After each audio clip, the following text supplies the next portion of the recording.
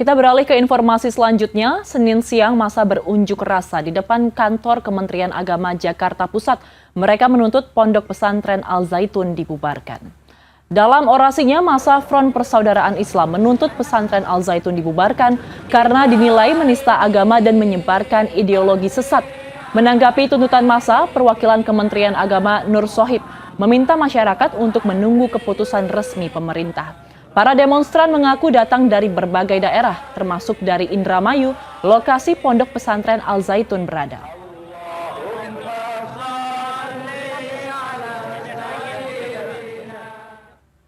Massa terus berunjuk rasa mendesak pembubaran Pondok Pesantren Al Zaitun. Pimpinan Panji Gumilang pada Jumat siang. Panji Gumilang menolak berkomentar tentang tudingan ajaran menyimpang. Lalu apa yang membuat Ponpes Al Zaitun yang sudah berdiri sejak 1996 tetap eksis meski menimbulkan kontroversi? Kita simak laporan khas redaksi.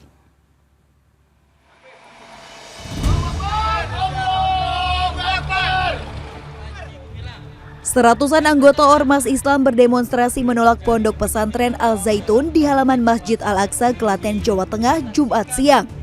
Mereka menuntut Pondok Pesantren pimpinan Panji Gumilang tersebut ditutup.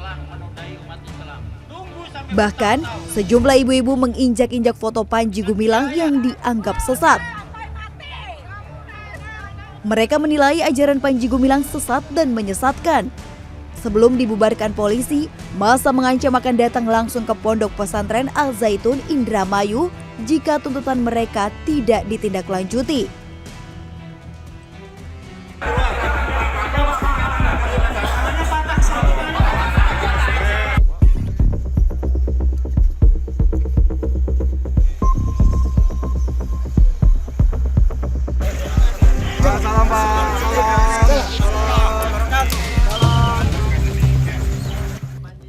Pada Jumat sekitar pukul 4 sore, pemimpin Ponpes Al Zaitun Panji Gumilang akhirnya memenuhi panggilan tim investigasi bentukan Gubernur Jawa Barat Ridwan Kamil di Gedung Sate Bandung.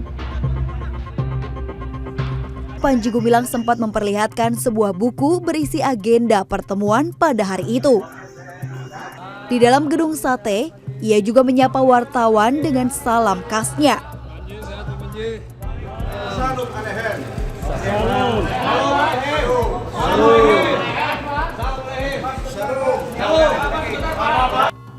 Panji kemudian dimintai keterangan secara tertutup di ruang Manglayang untuk mengklarifikasi sejumlah isu terkait dengan kontroversi di Ponpes Al Zaitun. Namun, proses tabayun pada Jumat kemarin belum membuahkan hasil. Menurut Ketua Tim Investigasi Al Zaitun, Badruzzaman M. Yunus, Panji meminta waktu untuk mempersiapkan jawaban. Setelah diperiksa sekitar 1 jam, Panji Gumilang pun bungkam saat kembali ditanya wartawan.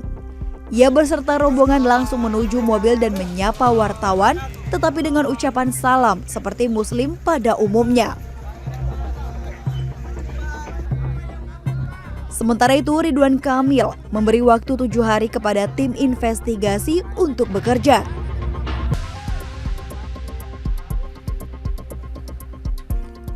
Kontroversi Pondok Pesantren Al Zaitun bukan baru kali ini saja muncul. Pesantren yang didirikan 27 tahun lalu dan diresmikan oleh Presiden B.J. Habibie pada 1999 itu berdiri di lahan yang sangat luas, yakni 1.200 hektar. Pada 2012, Panji Gumilang dilaporkan salah satu pendiri Al Zaitun, Imam Supriyanto, karena diduga terlibat kasus pemalsuan dokumen. Bukan hanya itu, pesantren Al Zaitun dituding terlibat gerakan negara Islam Indonesia dan belakangan viral video yang memperlihatkan terjadinya kasus dugaan penyimpangan di Ponpes Al Zaitun, mulai bercampurnya perempuan dan laki-laki dalam sholat berjamaah hingga beredarnya ucapan salam dan nyanyian berbahasa Ibrani. Pengamat terorisme Al-Qaidar mengungkapkan, tidak menampik keterlibatan intelijen sehingga Ponpes Al Zaitun tetap berdiri puluhan tahun, meski beberapa kali menuai kontroversi. Ia menyebut penyimpangan yang terjadi di Al Zaitun tidak terlepas dari sosok pemimpin mereka, yakni Panji Gumilang. Mereka harus membuat soal yang Anda singgung tadi, jenderal-jenderal yang juga terlibat dalam pengelolaan Ponpes ini. Iya, sudah banyak ya yang dibahas oleh Imam Supriyanto misalnya, karena dia salah satu pendiri Al Zaitun juga ya. Hanya saja yang Panji Gumilang ini yang udah kelewat batas ini, yang sudah menyatakan Quran itu sabda Nabi dan sebagainya itu yang harus ditangkap.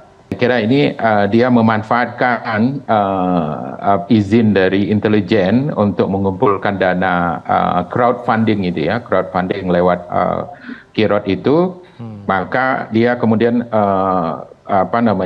merampok banyak orang dan tidak mengembalikan. Sabarlah itu Pak Menko Polhukam, Pak Menteri Agama sudah saya perintahkan untuk mendalami. Nanti kalau hasilnya sudah ada saya sampaikan. Ya. Saya dong. Enggak.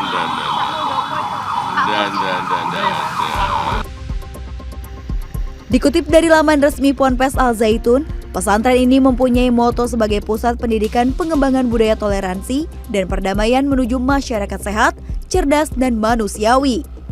Adapun jumlah santri di Ponpes Al Zaitun pun disebut lebih dari 5.000 orang. Tim Liputan, CNN, Indonesia.